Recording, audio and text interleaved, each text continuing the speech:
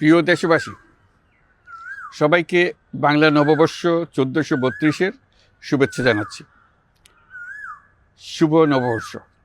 পহেলা বৈশাখ আমাদের প্রাণের উৎসব, বাঙালির সার্বজনীন উৎসব।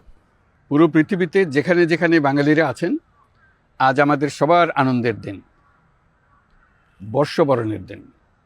বাংলা সাল গণনা শুরু হয়েছিল কৃষিকাজের সুবিধার জন্য, ফসলি সন হিসেবে।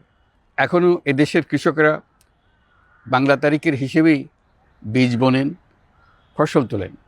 বাংলা নববর্ষের এক অবিচ্ছেদ্য অংশ হালখাতা। এখনকার আধুনিক সময়েও এখনও এই হালখাতার ঐতিহ্যকে ধরে রেখেছেন বাংলাদেশের হাটে বাজারে, শহরে বন্দরে।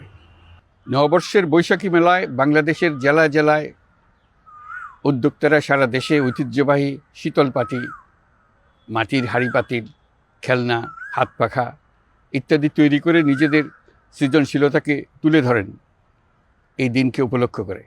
বাংলাদেশের সংস্কৃতি ও ঐতিহ্য রক্ষায় এবং একে এগিয়ে নিয়ে যেতে আমাদের সবাইকে সক্রিয় ভূমিকা রাখার জন্য অনুরোধ জানাচ্ছি। আমাদের এইসব ঐতিহ্য যেন আমাদের নিজেদের মধ্যে সীমাবদ্ধ না থাকে। আমাদের সংস্কৃতি যেন আমরা ছড়িয়ে দিতে পারি বিশ্বের দরবারে। বছরের এই দিনটিতেই আমরা সুযোগ পাই আমাদের সুদীর্ঘ ঐতিহ্যকে নতুনভাবে নতুন প্রজন্মের কাছে উৎসবমুখর পরিবেশে তুলে ধরতে এবং পৃথিবীর সামনেই তুলে ধরতে।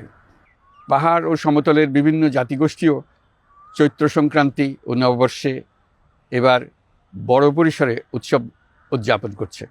পহেলা বৈশাখ সম্প্রীতির দিন, মহামিলনের দিন, আজ সবাইকে আপন করে নেওয়ার দিন। এবারের নববর্ষ নতুন বাংলাদেশের প্রথম নববর্ষ। আসুন আমরা বিগত বছরগুলোর গ্লানি, দুঃখ, বেদনা, অসুন্দর ও অশুভকে ভুলে গিয়ে নতুন প্রত্যয়ে, নতুন উদ্যমে সামনের দিকে এগিয়ে চলুন নতুন বাংলাদেশ গড়ে তুলি।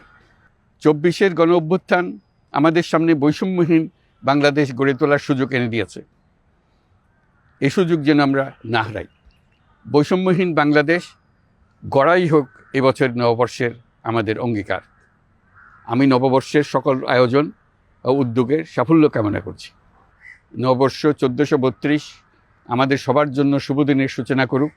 নববর্ষ আমাদের সকলের জন্য নতুন ও গভীর আনন্দের উন্মোচন করুক, এই কামনা করছি। সবাইকে আবারও আমার নববর্ষের শুভেচ্ছা ও সালাম জানাচ্ছি। আসসালামু আলাইকুম।